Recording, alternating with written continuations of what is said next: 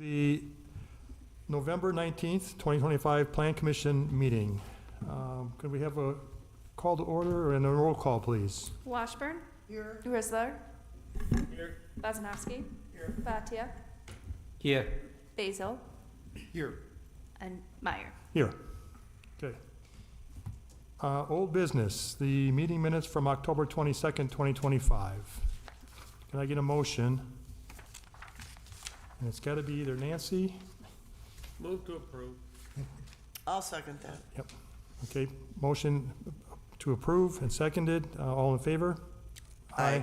Mr. Chairman, I wasn't here, so I should be Right. marked as Right. excused.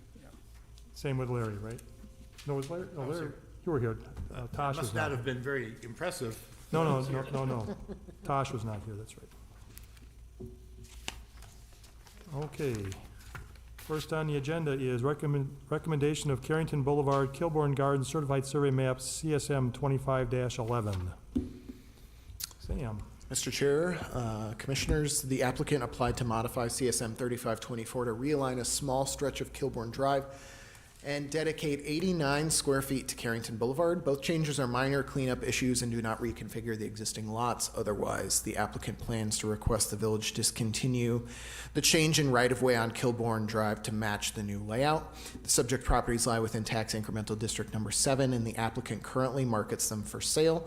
We don't recommend any conditions for approval, and we recommend approval. We also don't believe this will have any fiscal impact due to the minor changes.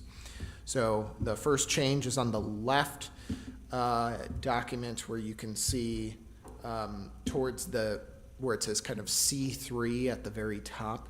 That's where Carrington Boulevard bends a little bit to match. And then on the right-hand side sheet, you can see where it is kind of swooping evenly. Right now, it does a little almost like camel hump kind of thing. So they're just making the road continuous in that more hockey stick shape. It's pretty minor changes. Pretty simple. Mr. Chairman, I would make a motion to approve the Carrington Boulevard, Kilbourne Drive Certified Survey Map CSM 2511 and recommend to the board for approval. Second. Okay. Got a motion and a second. Any comments, further comments at all? Nothing? No. Okay, I'll make a motion. All in favor? Aye. Opposed? Motion carries.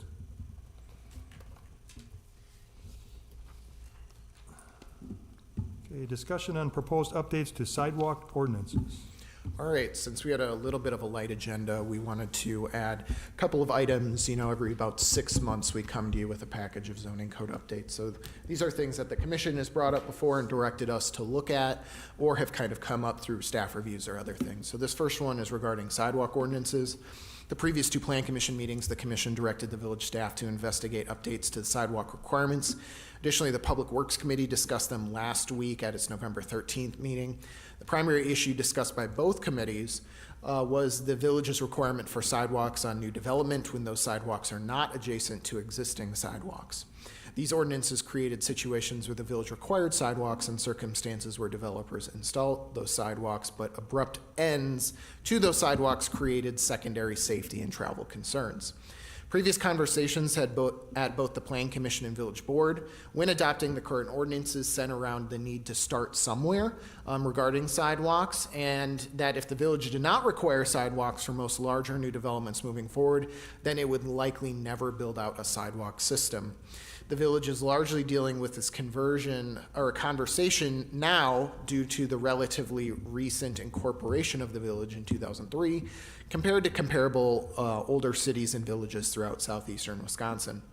Urban planning practice has recommended separating pedestrian travel from vehicular travel in suburban contexts since the post-war suburbanization accelerated in the 1950s.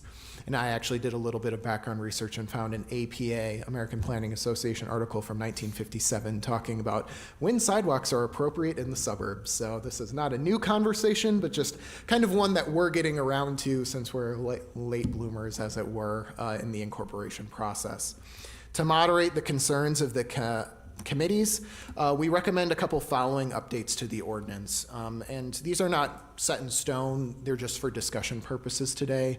If you're all generally amenable to these topics, we would bring them back in actual ordinance format in December for you to look at specific language. So I don't want to get too bogged down in exactly what this means. Just trying to get at intent and direction from you all so we can go back to the Public Works Committee and you all next month with, detailed ordinances that reflect what you want to do. So the first would be expanding the in lieu of fee ordinance. Right now, applicants on a rural roadway cross-section are allowed to pay in lieu of fee if there's not a connecting sidewalk, but we do not allow that for urban cross-section streets. And so that's why a lot of these, kind of one-off CSMs that we've talked about in the last couple of months are required to have sidewalks, and because they're on urban cross-section, they can't just pay the fee instead. So we'd like to expand that to apply to urban street cross-sections.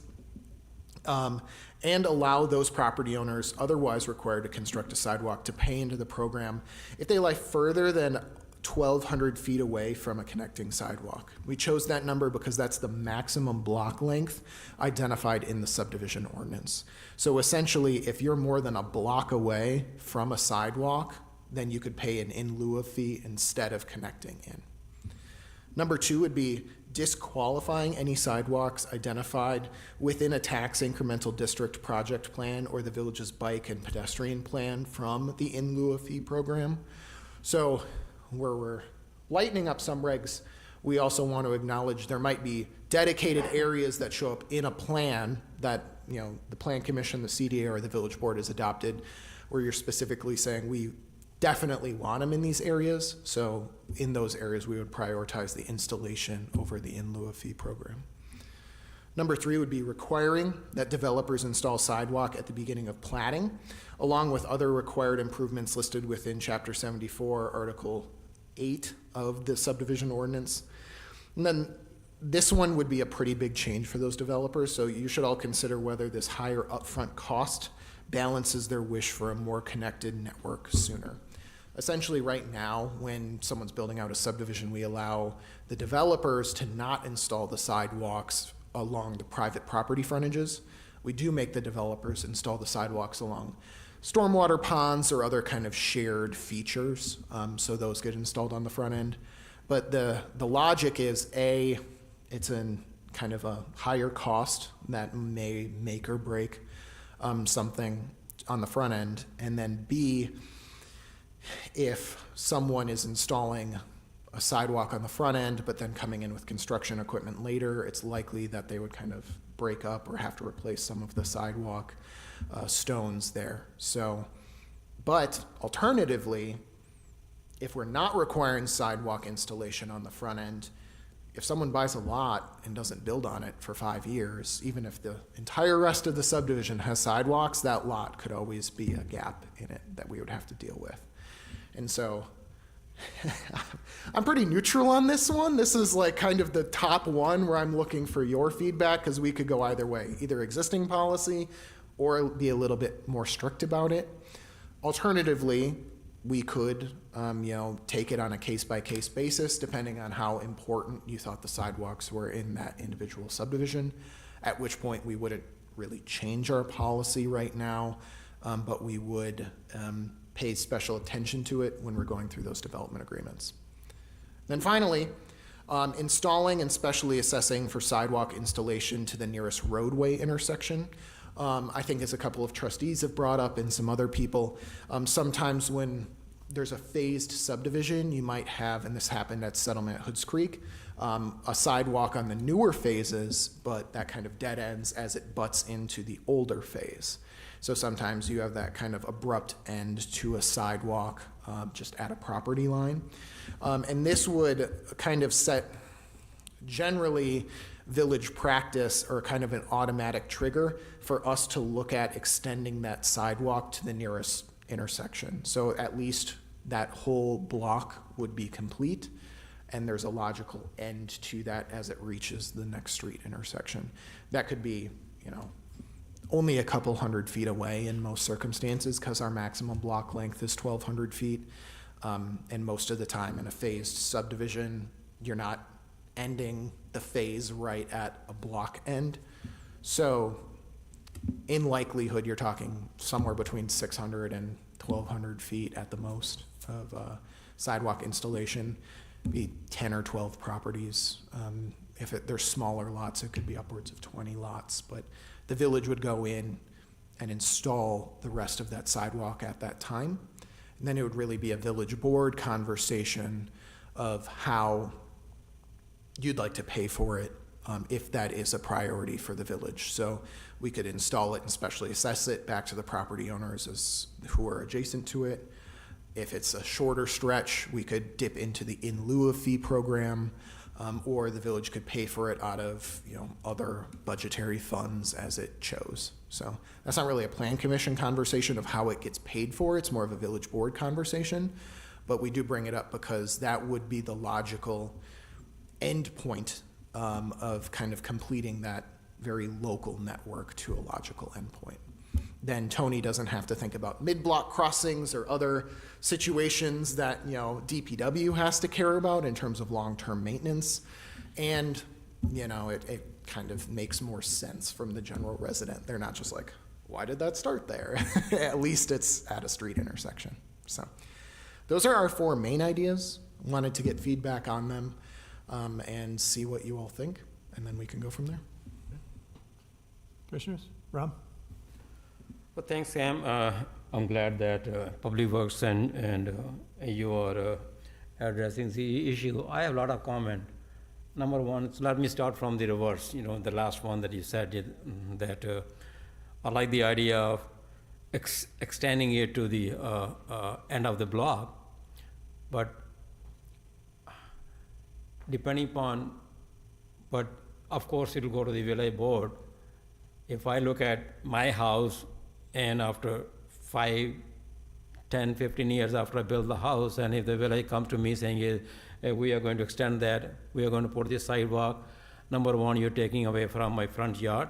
Well, it's not your front yard. Don't forget that. It's the village's front yard, It's in the right. regardless. Okay, so depends upon. That where. is what the average Okay. citizen would think, though. Okay, So well, it's I'm glad that's an that you important clarified point. that. And number two, depending upon how much do I have to pay, and so that will be my concern. But again, like you said, that will come to the village board.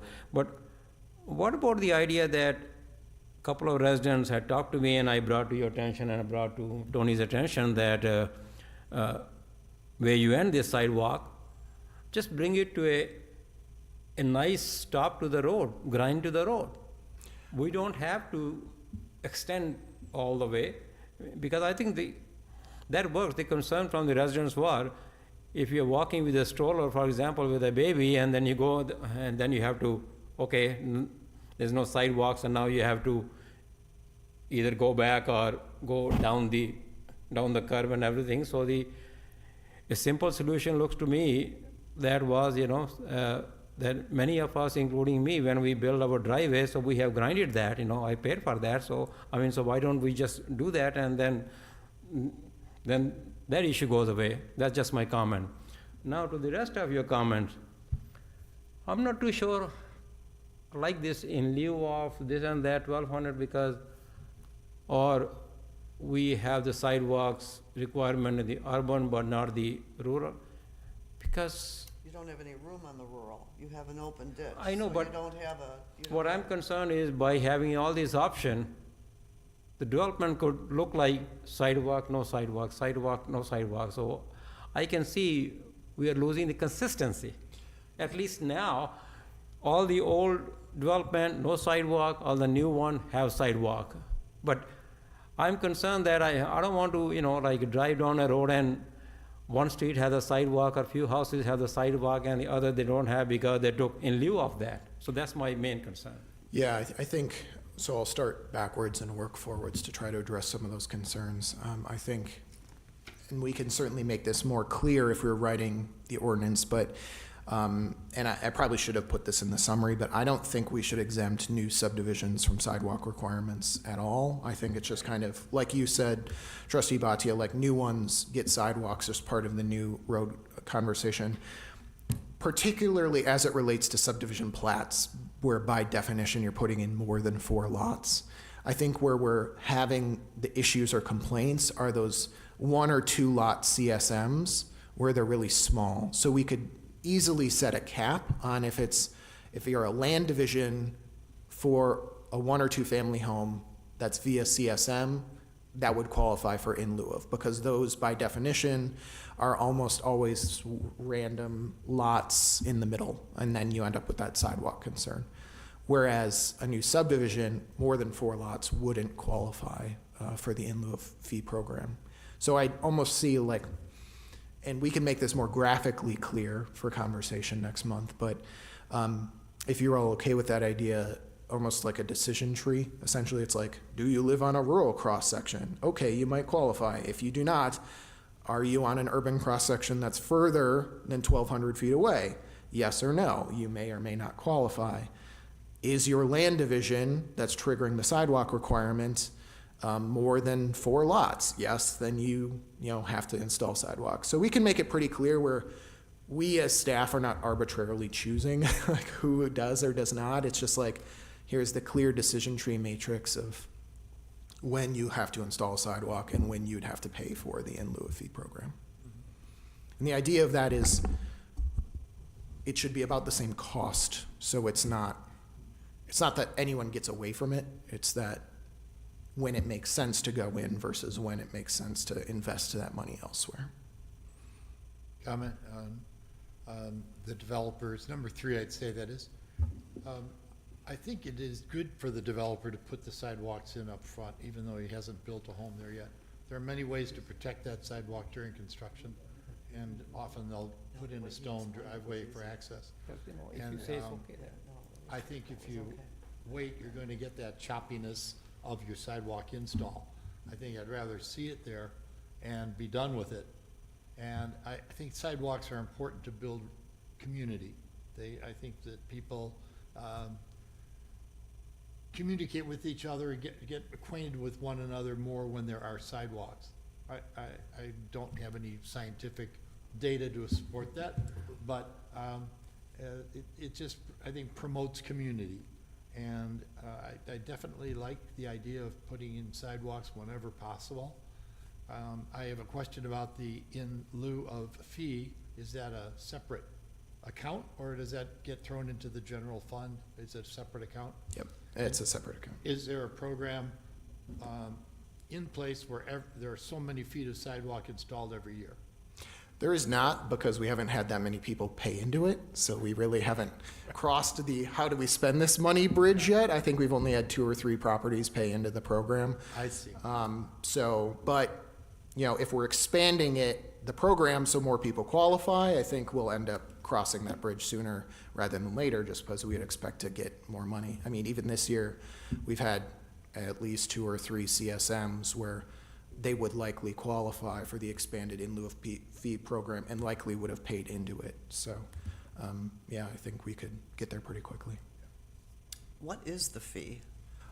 It changes every year. I basically go to Tony and say, how much would this sidewalk cost? And then he looks at, recent bids and other things and gets us a number of, this is how much.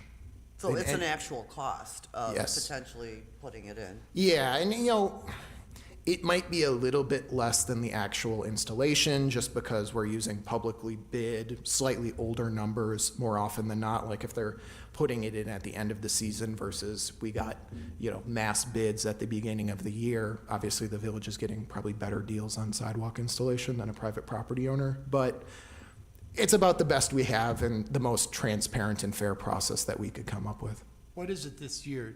Tony, do you have a number? I don't have a number on the top of my head, but like Sam said, it's almost always going to be developer friendly because we're using much larger projects to come up with a unit cost. So much per foot. Is there a way to get that number for this year? I can certainly get it very 30 easily. bucks, 40 bucks, $20 a foot for a 5-foot sidewalk? Yeah, I mean, I don't know what it is off the top of my head, but it's going to be a very fair deal to whoever Yeah. is doing this in lieu of program. And I mean a linear foot, not a square foot, yeah. Yes. I assume all the sidewalks are 5 foot. 5 foot wide, yes. Yep. We do allow people to install like a 8 or 10-foot multi-use pathway when those are connecting ones, but that's a pretty rare occurrence. I mean, if you had a property owner along, you know, Braun or a few of the other ones that exist, but I, Care. Or the new Oats Road, for example. sure, yeah. So somewhere in there, we might get someone to do an asphalt path, but it's 99 times out of 100, it's a 5-foot sidewalk. Mr. Chairman? Yes, go ahead, Nancy. So I have a couple of questions. On number 2, where you're disqualifying them within the tax incremental districts, so I'm assuming that because within the TIDs, they typically have their own walking path and connectivity elements within their districts, right, that are being utilized by the developers. In other words, with Microsoft and TID 5 and Foxconn, those have extensive pathways running through them and sidewalks running through them. So I guess I don't understand, is it because there already are bicycle and pedestrian pathway plans within those TIDs that they're not having to pay the in lieu? It's not that they wouldn't have to pay, it's that they wouldn't be eligible to pay. So we're essentially saying they have to put in the sidewalk. Okay, that's what or a I guess pathway. that's what I'm poorly And that's stating. because if it's in the bike ped plan, it's by nature something that we've all adopted as like, this is important here, and we've had public meetings and conversation about it. If it's in a TID project plan, again, you know, the CDA, the village board have to look at those TID project plans, which include an infrastructure element. It's also an area that we've targeted for intense development, you know, in the next 20 years, if that's the statutory life of the TID. So in those areas, you know, oftentimes the argument, say on the east end where we just had a land division, is like, oh, they're putting in sidewalk, but if the neighbors don't develop, it could be another 50 years before you get a connector. But if it's in a TID, we've said that's an area that we're gonna develop, and so we wanted, the actual physical sidewalk is more important than the money in that aspect, because we're Okay. working towards a near-term goal. All right, and then number 3, with all due respect to Commissioner Basil, I'm gonna disagree a little bit, and offer maybe a different solution. So, being involved with the active developers today that are having, you know, when we have this conversation, the problem is that when you, it is a big upfront expense. It's, in a 20 or 30 lot subdivision, it could be $100,000. Typically, what the village does is in our developers agreement, it requires the developer to have the sidewalks put in as soon as building permits are, as part of the building permit process. That allows, and there's several things to consider. Number 1, the sidewalk is a 5 foot wide, 4-inch sidewalk. And when you're looking at driveways, you know, your driveway apron and your driveway sidewalk are a 6-inch profile as opposed to 4. So they're thicker. So they've got to be ripped out anyway, in order to put the driveways in. The other thing is that all of these bigger plans, the plats have an approved grading plan, and the sidewalks have their grades marked on there as well. So when the house project gets put back together and they're pouring the sidewalk with the driveway concrete work, there's a grade to match so that there's connectivity and it's graded evenly and smoothly for walking and so forth.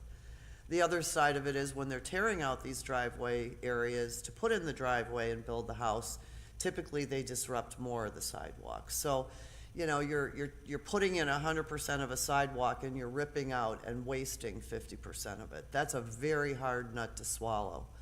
What I would support, though, in the cases you're mentioning, in today's market, at least from what I have seen in the subdivisions that have come to the village in the last 4 years, you don't have investors buying them to hold them for 5 years. That's not typical. They're buying them and they're building on them. People are building on them. Either the builders are building specs, they're selling. We have a very high demand here in a very short period of time. But that's today. It could change.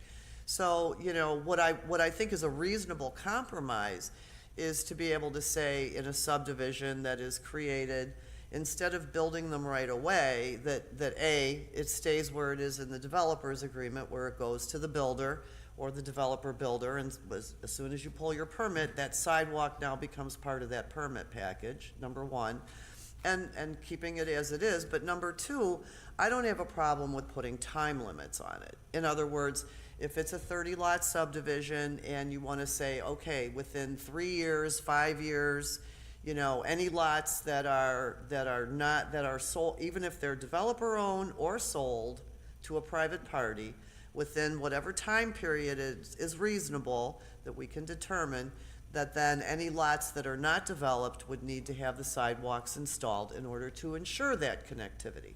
Now, I that think would be that's very reasonable. Yeah, I agree. So that works for me as a developer myself, and as, you know, I think for the village that works to help create the connectivity. If you have, but as the homes are being built out, and maybe that's, you know, you look at Pike Creek Crossing, that's a big subdivision, they have a number of lots. What's a reasonable time? What are their, you know, what's their absorption rate like right now? And it'll be different for the single family versus the townhouses. Townhouses are, you know, a little different. So, but I would certainly support with some kind of a timeline on it. Okay, that seems reasonable. We can Yeah, work on I- that Can I proposal. add- That can I solves, add- can I that add to solves that? an issue. Can I add to solves that an real issue. quickly? I won't give a time, I would do a percentage. In other words, when a subdivision gets built out to a certain percentage, then it needs to be completed. Because that way there, if you have 75% completion, whatever that number might be, then you have a large number of people there that you say, hey, we want to be able to do that connectivity. Because otherwise, you could end up where, They do that a lot with paving too for Yeah. final lift. In other words, it'll be, you know, you can't put final lift down until you're 80% approved. In our village, we allow you to do final lift right away, which I think is great, but I think that percentage is not a bad idea either. It's good. Probably more common, actually. We can work on that. I'll talk to both Tony as well as finance and legal to make sure that that development agreement, that likely wouldn't come back as an ordinance, but just an exhibit to show what the kind of updated standard development agreement for the village looks like. Well, I think this is a pretty good start after the conversation I had with the Public Works Committee. And I think you guys need to start doing text stuff. So we got the details and Public Works has the details, so, you know, you can change it from 80% completed to 77% completed or whatever, and move it ahead, because, you know, this is a subject that both committees could talk about forever. And I think we need the end of it pretty quick. You got a hand waving in the back there. I just wanted to add one thing, like, you mentioned about the tax increment district. hey, Robin, do you have a mic available? Thank you. It's one of the first times somebody says I need a mic, but one of the things about the tax increment districts is that that's sort of what tax increment districts are for, is to do public improvements like this. So like the whole purpose of them is to use that. So we didn't want someone to basically ask for incentives and then get out of a public sidewalk infrastructure requirement while, you know, incentives are there, because that could be a part of the negotiations or whatever. But yeah, TIDs are for the kind of public infrastructure improvements. They even allow them to be constructed a half a mile outside of the tax increment district specifically. So that's why we wanted to make sure that that was called out as something that it wasn't applicable in tax increment districts, so. And I had one more. And Frank, I'd be curious to know what the committee thought about number 4. There are times when I would have real issues with that as a trustee, and as a landowner. And I think Ram's comment, although misplaced in terms of the fact that he doesn't have any control over the right-of-way area in his yard that he's been mowing and fertilizing and maintaining forever. I get that. When my berm got ripped out, I get that. Yeah. But I think it's really hard. Sidewalks are a different animal. You know, when you built a home in a subdivision that has no sidewalks, and the village changes their code, you know, after the fact. And now you have a home with a sidewalk in front of it, whereas people have been walking past your house when they're walking their dogs or whatever. It's different, because now those people are walking their dogs, in my mind as a homeowner, on my yard. They better be picking up after them, they better be good, they better be being good pet owners, because that's my property, you know? And also the special assessment. If you're on a corner lot, I mean, I don't know, you know, so in my mind, I think it would have to be a really interesting situation where I, as a trustee, would say, sure, village, we need to go ahead and install this additional sidewalk along lots and people's properties that have never had one, and they've been there for 25 years, and they're objecting to it. We're gonna get the calls. Yeah, I So think I'm not sure, I'd like to hear what the committee thought of that, I guess, as well. we didn't present that there. So this conversation is coming after Public Works. We had a higher level conversation at Public Works. So these are more, we're trying to drill down after that conversation last week. So these have all come, you know, in the last week of us internally discussing, and they're by no means perfect. I wanted to address two things. First is, I think perhaps this is something that we could just, you know, write in with some more general language. So it's a decision point that the Plan Commission and Village Board want to make at the time of any individual plat. And even within a plat, you could choose, like, we want X, Y, or Z roads, maybe the collector streets, we're gonna prioritize to finishing off those to the next block, but internal streets, or if it's a cul-de-sac or something, you could say, that's not really our concern right now. So maybe it's just like, we're writing ourselves a note to have that discussion, but it's not a set policy that you're automatically gonna special assess them. That kind of helps moderate the discussion, or at least take into account the discussion or the development at hand. I also didn't answer Trustee Batia's original question about the mid-block solution. I think the issue we have with that, Tony, correct me if I'm wrong, but if you're going to install a mid-block kind of on-ramp, there's a few issues. Firstly, the cost, so the village would have to take up that cost most likely, or put it onto the developer, which is a conversation we should have. The second, though, is some concern that you just be leading someone into the intersection where there's nothing across, or you're not even leading them into a street intersection, you're leading them into the middle of the road without any specific crossing or place to go. So if someone is blind and there's a detectable warning field there, they would get warning that they're going into the street, but there would be nothing on the other side of the street for them to go up on.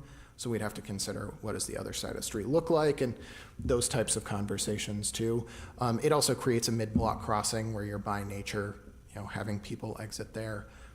Finally, there are two more things. One, you'd also have to cut the curb most likely, or plan for it on the front end. So there are curb implications. Then if the sidewalk does extend, are you pulling that out and then re-pouring that section of curb? So I think there's engineering things that we'd have to think through there.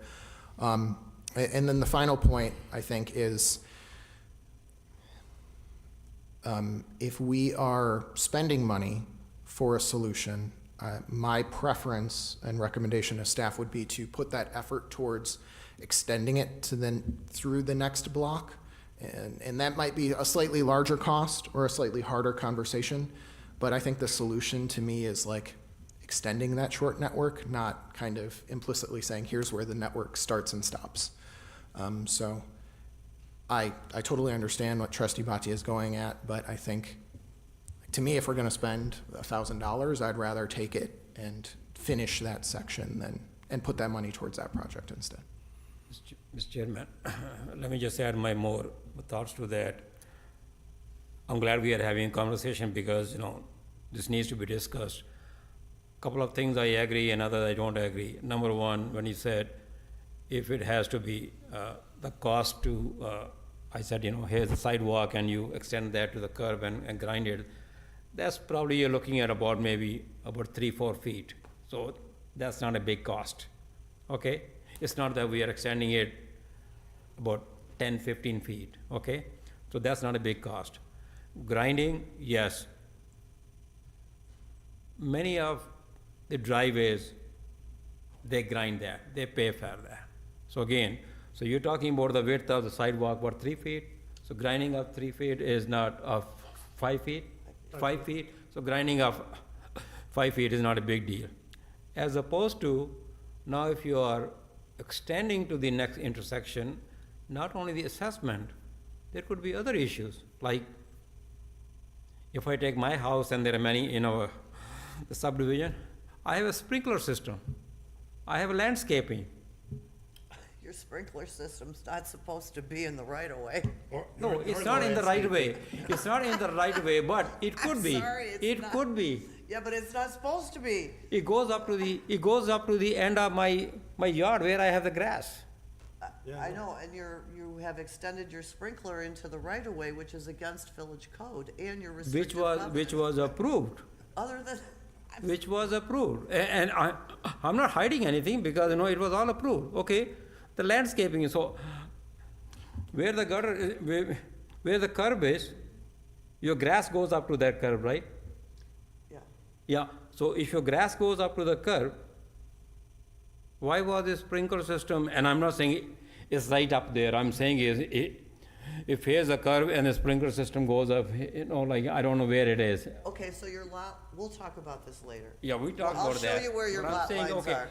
maybe I Because- brought something up, but I'm not hiding anything because No. it was all approved. It's sort of a But special that is- case, But though. your point, That's a, unfortunately, your resident will lose that point because there are, by code and in the restrictive covenants, to follow up the code, it's clear that you can't put sprinklers, trees, bushes, or anything other than a mailbox in that 15-foot behind the curb right-of-way. 15 feet from the edge of the back of curb to your into your grass is where you don't own it, but you take care of it. And you can't put your sprinkler there. Yeah, but 15 feet, everyone has a grass, right? We're gonna talk about it later. I think this is good direction. I don't want to close off, but we also have 2 more code items to talk about. So we will take this into consideration. I think to kind of sum it up, where we struggle is oftentimes, I think on that resident point that we've discussed multiple times, is sidewalks are tough because if it's an existing lot, people are used to the way it is.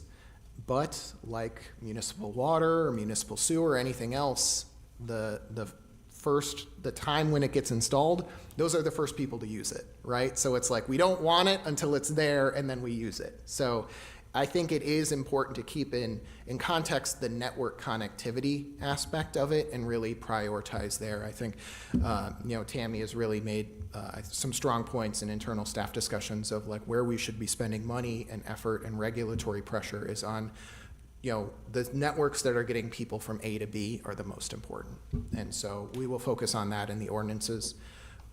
Because Public Works happens before you all, what the next month would look like is we're gonna draft some stuff, we'd bring it to Public Works, get their feedback, we'll refine it again, bring it to you all for your conversation, and ideally come up with, something that is at least a better refinement of our sidewalk policy from where we're at now.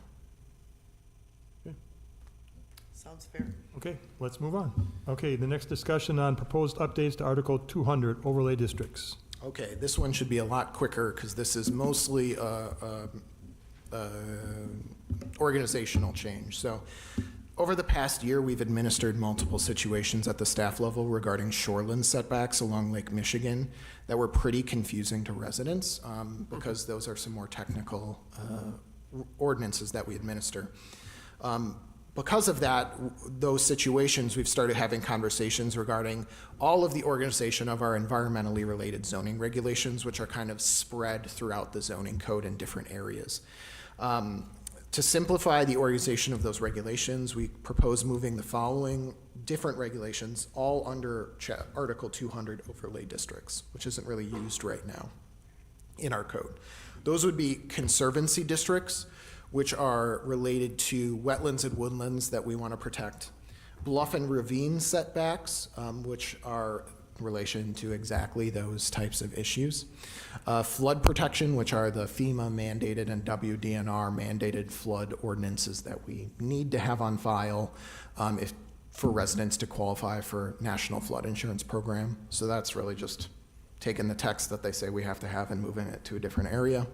And then finally, shoreline protection, which is also pretty much set by the state in terms of how we're able to administer shoreline zoning through the statutes. But we would consolidate all of those under the overlay districts. Those environmental features that we're controlling or regulating through zoning don't often follow even parcel lines, which is why we think they make more sense as overlay districts than other types of regulations. Flood protection regulations, for example, already function this way. You pull up a FEMA map and you can see the different colors and how they all affect, and then we read it that way. So that's kind of how the rest of these things would function. We're also going to look at consolidating some of them. So for example, bluff, ravine, and shoreline regulations. We can, keep separate detailed regulations, but have as a single kind of triggering district. So when we or a resident or a developer are looking at a map, they only have to look at one overlay, and it's essentially going to appear as this area might be environmentally sensitive. See regulation X to know how that might affect your property. So we're just trying to be a little bit more transparent. As of now, if you had a property on a lake that also potentially had wetlands or other things that we wanted to conserve an environmental corridor, you'd likely have to go in a couple different areas of the code to understand that. When that's hard for us to track as staff, we know it's extra hard for developers and residents. So just trying to consolidate all of that. That's about it. We don't have any specific regulations. We're not going to change much because most of it's mandated regulations anyways. It's just going to be kind of a cleanup and consolidation effort. I will say there's one specific one with the bluff and ravine setbacks. That is the one that is not state mandated, it's local. And the ordinance that we had adopted for that, 2020, maybe even before that, was more intended for undeveloped, unprotected bluffs and undeveloped areas. And so the setbacks are pretty large. So one of the things was to kind of adjust that to what is, I guess, there, and something that's a little bit more reasonable, because right now it was basically 160 feet plus an additional 100 feet, which is a lot. So we'll address that when we bring that up. That was the only thing. Just a quick question. Would you then have a map that would have these all overlaid?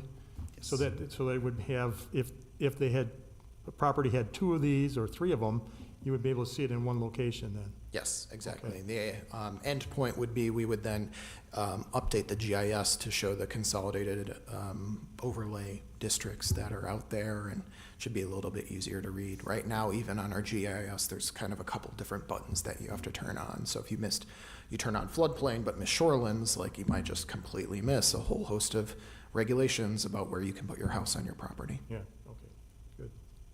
I think it's a great idea. Yeah, I like no, that, yeah. I like it. For sure. Okay, And then I think Robin has the the last one is discussion on proposed updates in residential zoning districts. Robin, okay. Sorry.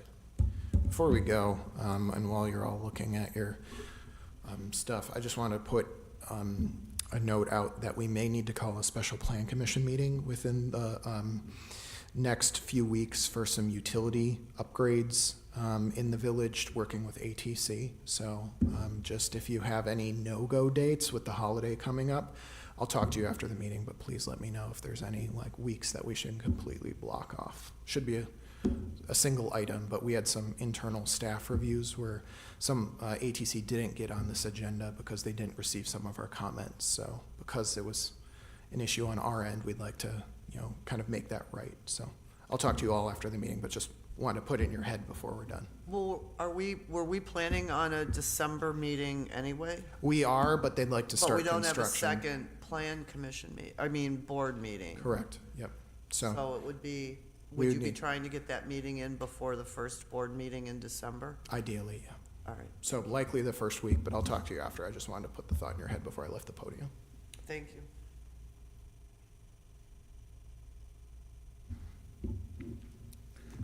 Howdy. I just wanted to go back and say, to show this map. Sam never likes to advance the slides, and because I make the additional slides, I'm like, but my slide, it was so informative. So this is the examples of some of the overlay maps that we use and can use. When the shoreland's all the red, not all of those are actually accurately shoreland zones, and so we always have to double check those.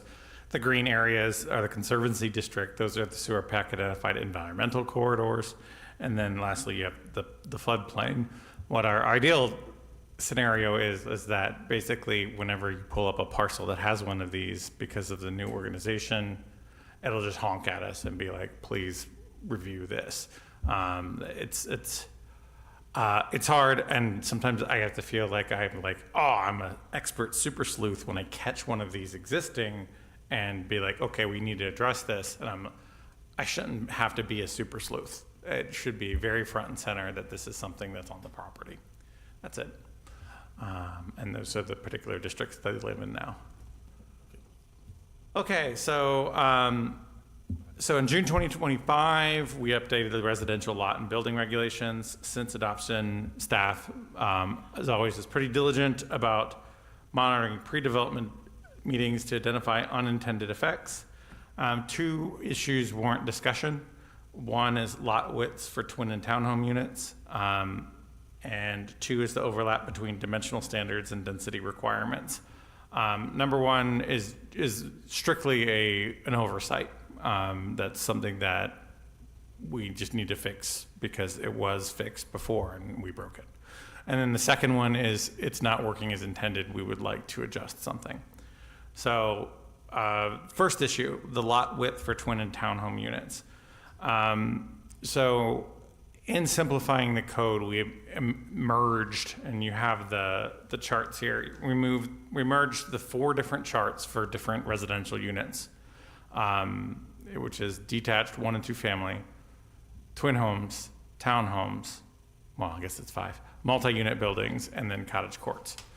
So we merged those standards together into one table. Before, you had a different table for each different unit type in each different zone.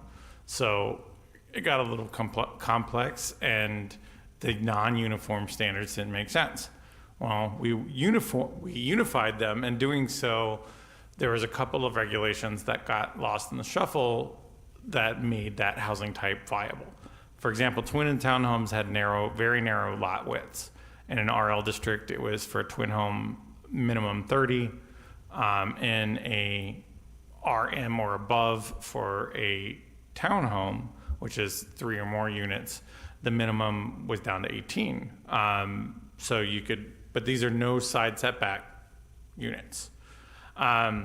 Those are not in the current chart. You have a minimum in RL1 of 55 and a minimum of, I think, is it 30 in the additional districts. And we have a subdivision plat that is coming up that utilizes like by right fee simple townhome units that are 22 feet wide.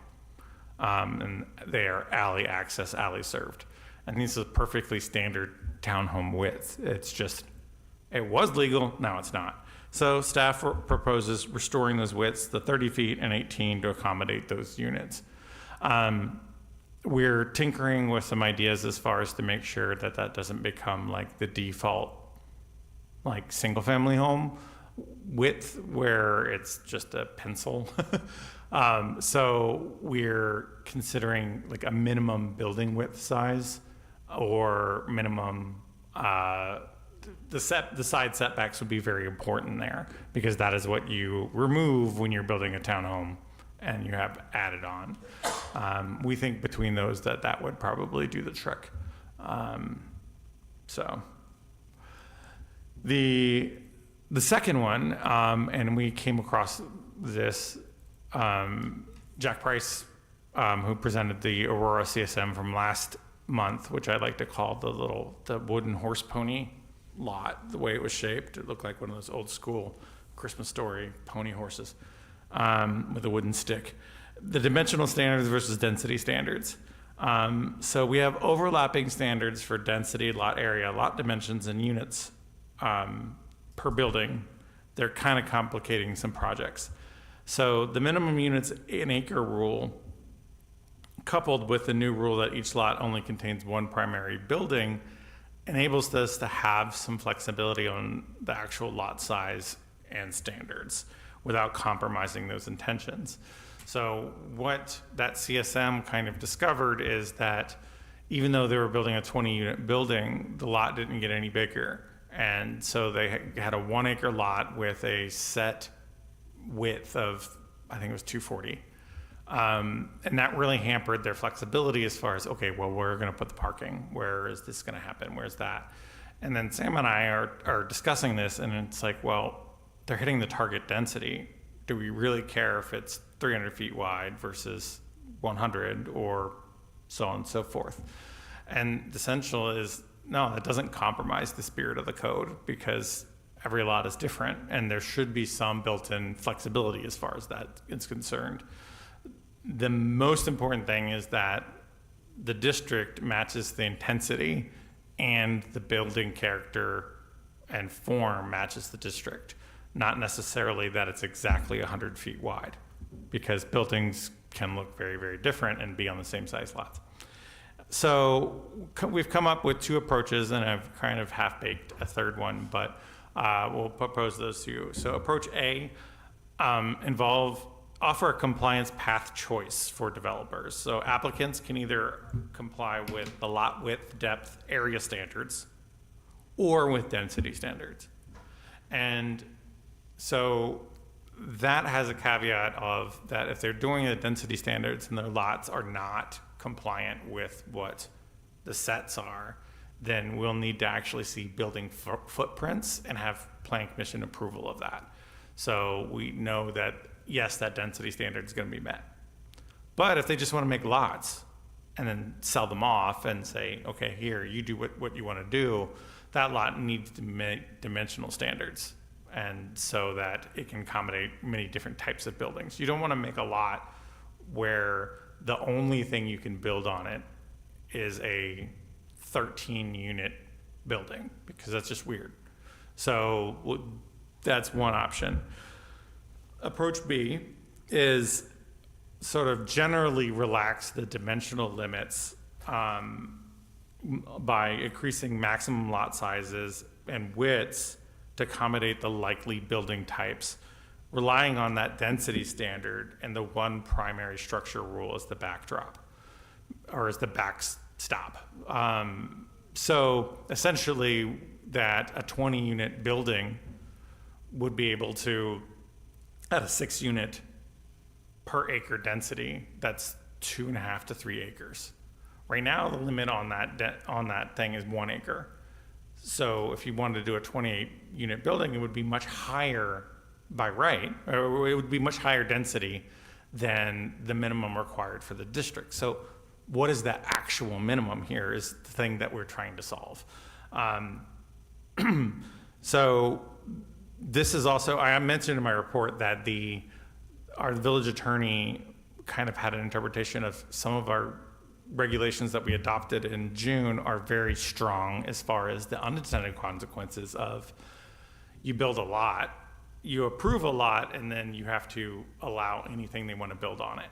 Like they can, if you split lots off and you break off a piece that's 2 acres, beforehand you would have to allow them to build a single unit house. Now we don't have to. So those are kind of lifted from us that we can kind of rely on that.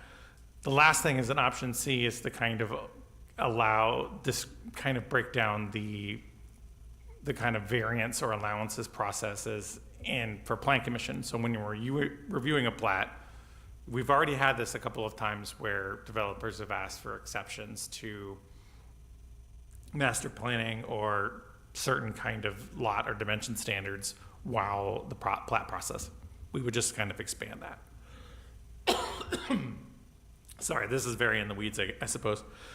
The last thing is that we would, for variances, we would, as a practicable measurement, we would make sure that the variances specifically say that you couldn't get a variance for an entire subdivision to scale it up or down. And especially you couldn't have a variance do what a rezone should be doing. So if somebody should be going to you and to the village board to request a rezone, they can't instead go to the Board of Zoning Appeals to request an exception that would achieve the same thing. So this is mostly about density standards, because if you got a variance from a density standard, you're effectively going into another zone. Get that? All right, so that is my description. I'm sure you got some questions. I don't have any questions right now, but one of the things that we've talked about in the past is this is very difficult for me to visualize. And if we can get where we are today, what the proposals are, and what those buildings would look like on those proposed lots, if you would. As I said, I'm a visual guy, and to go through this in 30 feet, 50 feet, whatever it is, and we're gonna change the building size, it's like, I'm lost. I get lost in it. And it's something you guys work with every day, day in and day out, and probably Nancy as well, but, the rest of us, it's kind of like, show me. I'd like to see what it's gonna look like. Well, okay. I would be totally happy to if it's something that you guys are interested in. The visual, if you guys remember it, last month, the Aurora CSM, when we commented specifically about how funky those lots looked, because they were almost like jigsaw pieces. And that was to meet several different competing dimensional standards and be able to do the buildings that they wanted to put on there.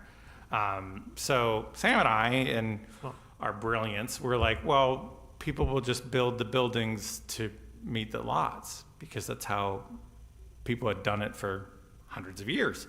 That's not necessarily how it works anymore. So we wanted to have some sort of flexibility, so we're not making a lot that's absolutely insane looking just because of X or Y arbitrary standard.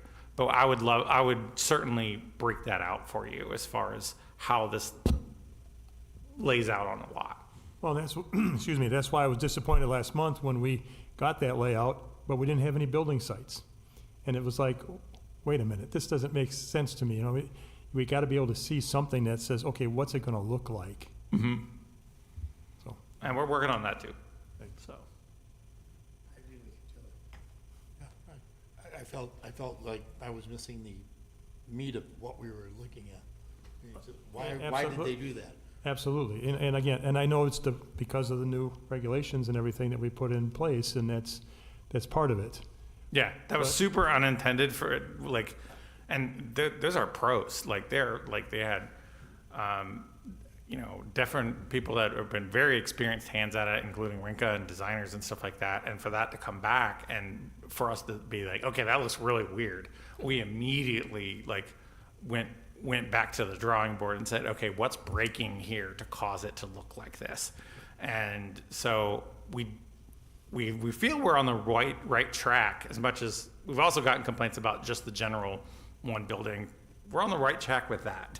We're pretty confident about that. It's just the unintended consequences. So we're keeping the good stuff, and we were surprised that some of those regulations were in fact stronger than we thought they were. So maybe some of these other dimensional standards are rather redundant. So we're just kind of opening up the floor for that. Yeah, if I could add, Mr. Chair, I think forgive me if you talked about this already, but there's some pending state legislation that's looking at requiring municipalities through the comprehensive planning process and then their zoning to set more explicit density limitations in the land use element of the comp plan.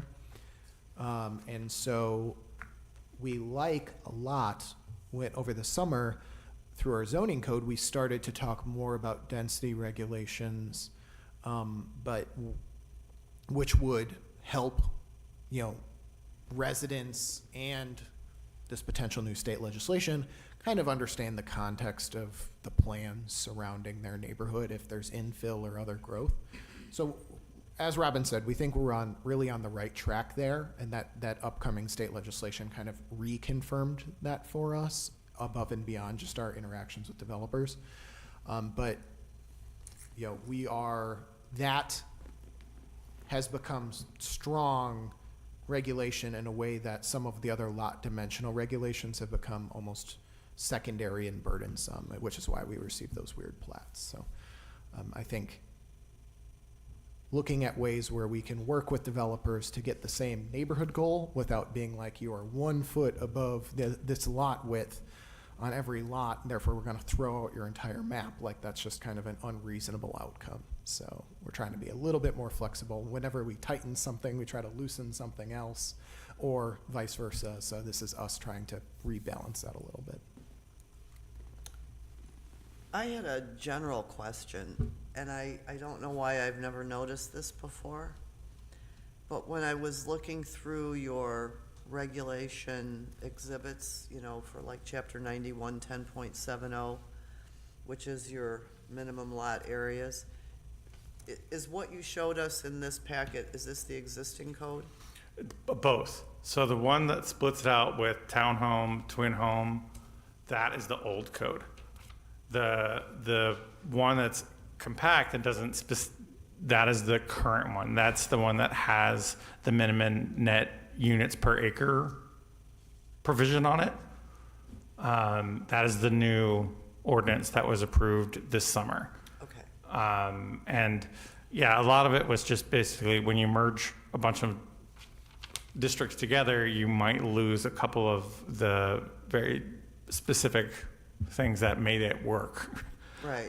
And I guess the reason I asked that question is, and again, I've never noticed this before, I thought that when we were talking about zoning districts and density, that we were using a 40,000 square foot area as a acre, a builder's acre. Caledonia calculates density that way. I think Kenosha and Pleasant Prairie do as well. In other words, we're using a 43,600 or 560 square foot, a true acre for an acre. Whereas oftentimes some communities dial it down to 40,000. What, you guys don't remember 43,560 off the top of your head all the time? It's a chain times a furlong, which is 66 by 660. Well, you'll get more density out of 40,000 square feet. Yeah, I'm that's- open. I'm open to that, but ultimately, I think that that is fine. I don't think we're having problems with the actual density bands. The issue is that they're hitting in the density bands of the zone that we like, but then we have like a lot width regulation that they're not hitting because, well, that's where they wanted to put the parking lot, or the building is oriented in a different way, or XYZ. Did I answer your question, or did I completely miss it? Yeah, I don't know that I had a question other than a statement, and just curious as to why we use that larger number. And, something to think about. It allows us to gain more density out of a site. we'll look at it over the next month. I just think if you look at the table, that 90-110.3, where you have, minimum units per acre, that's one, and then maximum lot area and minimum lot width, sometimes those are competing. And so that is the issue. In the RM district, one of the reasons why that CSM last month looked so weird is because they were trying to hit a minimum units per net acre of 9, but a maximum lot area of an acre. And so they're being pushed up in one way and pushed down in another way. And to solve that, they excluded some drive aisles and parking areas from the lots that were essentially shared, so they weren't counting against that maximum acre lot size. So that's the issues that we're seeing, is like, we're trying to say, if you're in the RM district, we want you to hit a minimum density level, because essentially the kind of vibe of the neighborhood that we've approved has a moderate level of density to it. You can't just put a single house there. But we're also going to cap your lot size in a way that is perhaps a little bit too aggressive. So we're just trying to fine tune how these are interacting or provide those relief valves. Yeah, it definitely breaks at the edges. So when that scenario that we were just talking about, that it broke between a 20 and 26 unit building, when I think we kind of envision the regulations as you always want to do lot minimums, you assume 1 unit, like a per unit basis. But then when you scale it up, it didn't scale up appropriately. So that was the issue there. And same thing with, like if you wanted to do 20 townhomes in a row or something like that, it got a little wonky. So, you know, it's complicated. Codes are always complicated. It's nerdy stuff. Thankfully, we're nerds. So this is what we do. No, it is complicated. I mean, you know, I work with it a lot, and it is complicated. And so, you know, I think our goal is to make it easier to, you know, for the public to use, and for us to understand even as well. So I think Joe's request for some examples, even using Jarmello's project and say, okay, under the old, you know, under what we have now, here's what we had to have it look like. Under the new revisions, here's what it could look like, and maybe we adopt that and send that back to him. You know, maybe he's willing, you know, if we can find a way through the code to make it look better for him, then that's a positive thing. He can come back and, you know, but anyway, I think some examples would be very helpful. Would be really happy to do that. The only final point I have is that when it comes to sort of layout and neighborhood character and a CSM and a property division, like that is definitely the point of our review for those property divisions. So if they're hitting a density standard, but the lot or streetscape looks really wonky because it say, okay, they do 20 unit building, it's shaped like a pencil, but then there's like 2 acres of empty land next to it. That's obviously bad urban design and form. Right. And that's what we can point out here in our plan commission review of that. So we're not arbitrarily restricting to 360 feet, but if that were to show up, you guys could be like, okay, this just looks bad. Like this is not efficient code. And that's when you kind of put the standards of, okay, this is what it's supposed to look like. And so I'll get some examples for you guys. And that's also a good way for me to stress test whatever regulation we come up with, is that I basically try to put each of these types of buildings on a particular lot and see what works and what doesn't. I think we would appreciate that. Yeah. I just don't want to be walking single file between buildings, you know? That's definitely, and when I lived in Richmond, Virginia, that was, if you had an access between 2 row homes, that's what it was. My row home was 29 feet, the lot was 29 feet wide, and it was 200 feet long, and there's a carriage house and stuff, but there's a sidewalk, and it's just, getting to the back was hard, so. Not to start from square one, but are there model zoning codes to refer to just as a general reference when you go through these? I mean, these we're the model exercises? zoning code. What are you talking about? Yes, there is, and they're behind us. Like that, as far as the things that they're talking about and whatnot. And we don't want to necessarily go too far. You don't want to be Madison, and they have a very, very technical code, but it gives me a headache because there's too much. So we have to strike a good balance. Being simple and modern is something that is kind of new charted territory. But we do look at model codes and suggestions on lean codes, stuff like that all the time. If you want to get some copies of some, we'd love to provide them for you. I wouldn't mind it, actually. I think it'd be Awesome. interesting. Yeah. That's it. Any other questions? Need one more motion. Move to adjourn. Second. Motion and second to adjourn. All in favor? Aye. Aye. Aye. Opposed? Let's go home.